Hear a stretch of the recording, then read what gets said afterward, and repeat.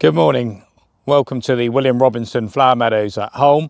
It's early January, deep in the depths of winter. Snow on the floor yesterday, today it's melted, and it may be that it doesn't look like a lot's happening at this time of year, but I can assure you it is. We've got bulbs pushing through and we've got seedlings starting to germinate, and I just want to look today at those items that are coming up right now and explain how that relates to some of the work that we did back in the autumn.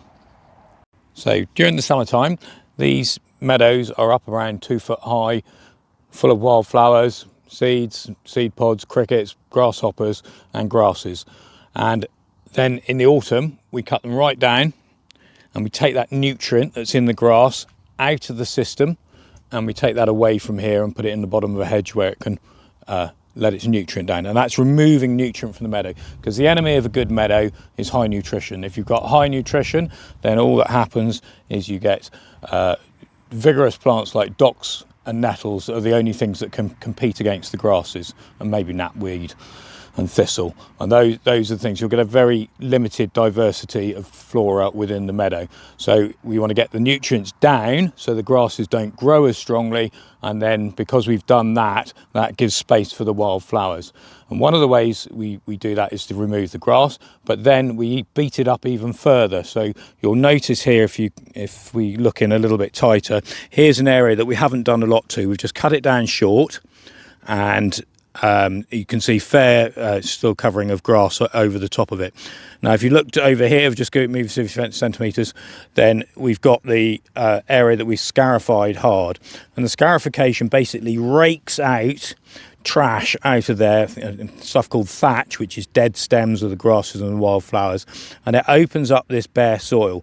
And what that does, it allows the seedlings to start germinating all the way through here, and that will lead to greater diversity, more flower in the meadow come the summertime.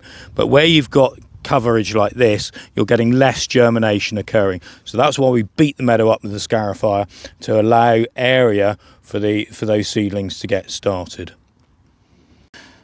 So many people will see moss in a lawn or in a meadow as a problem, but it's just natural occurring. If there's a vacuum like we've created here, where we've opened up the soil, or the grass has weakened and died back, which you may have done in a lawn, and there's dampness and there's cool conditions, that's absolutely ideal for moss growth. And so you can see that it's forming quite a dense carpet over here. And then people have spent, over the last 30 years, spent huge amounts of money trying to eradicate moss from the lawn. Well, one, you'll never eradicate it, and two, it will just go away in the spring anyway. So by the time April comes along, the grasses start to pick up growth again.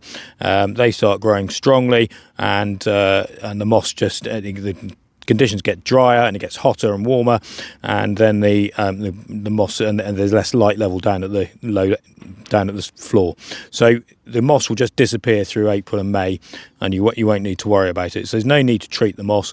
All we've done here is ripped a bit of it out as part of the scarification process, and where we've done that, we've opened up the soil for these seedlings to germinate.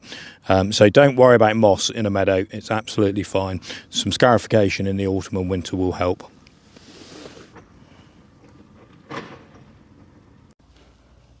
So another part of the diversity of a meadow is the fungi, which generally most of the year will be living in the soil, associated with the roots of the plants, and also then picking up and feeding off this thatch, recycling it and bringing it back to the plants for whatever. They're basically nature's recyclers, and I think this particular variety is called a scurfy twiglet, which who comes up with these names is fantastic. Scurfy twiglet, and you can see here the little toadstools coming up there, and you can get that one in there, tiny little thing in front of my thumbnail. That will actually grow and develop over the next few days, from that into that, and then eventually into the more mature one you see, and then the spores will start to drop, and its way of distributing for the next generation. So back in the 80s, 70s and 80s when I was growing up, the crocus always used to flower in February. I always remember them, my dad's birthday on the 25th of February. And Nowadays, here we are in early January and they're flowering now. I know this is a species that flowers a little bit earlier, but this is, you know, you can just see how much warmer our winters are getting. Anyway, in the meadows here, we are mixing not just the native, you see plantains and stuff in here and all the native daisies and buttercups, etc. in here. We are also mixing it with exotic species, and that will create a wider flora diversity for our native fauna, and so all the invertebrates and the pollinators to live on. And we start that process off with some bulbs. We've got crocus, we've got tulips to come, and we've also got winter aconites and various other things in here as well. So those are what we would call exotic, as in non-native. But with the bumblebees waking up earlier and earlier because we're getting these warm patches within the winter, it's a very important source of nectar for them. And then other non-natives that we've got in here, you can see the lupins that we've got well established in the meadow now. That's an old established one which we beat up with a scarifier, and you can see even though we've run the scarifier over it hard, it's had the mower knocking it down, it has actually rejuvenated it rather nicely. And you can also see the young seedlings coming up where my fingers are here. There's the first true leaves, there's the cotyledons coming up. And those will produce, they probably won't flower, these ones this year, but next year they'll be producing a massive flower. And we've got all sorts of other things within the meadow which are mixing exotics with the native to give that longer flower.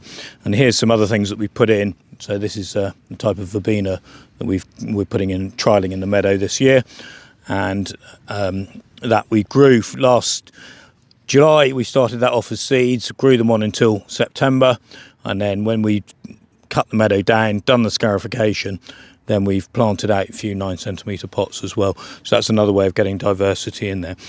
The other thing that you can do, as if you're running your own meadow, is at this time of year, once you've done that work, cutting it down, scarifying it, getting that bare soil, is you can overseed it with new wildflowers that you can get. And you can use several companies like Landlife Wildflowers, Boston Seeds, and a few other companies like that, which you'll find online, and you'll get the superb information on there.